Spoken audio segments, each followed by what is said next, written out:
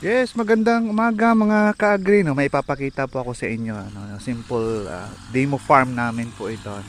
Ayan, para makita nyo rin, may ebidensya po tayo na hindi lang po tayo nagsasalita, ano.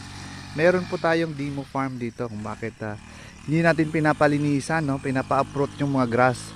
Kasi po may sa natural farming no practices, hindi lahat po kasi ayan po yung mga papihan, yung ating ano, kasi kita mo, nasa open terrain lang po siya no, sa uh, field, pero nagagawa natin ng paraan.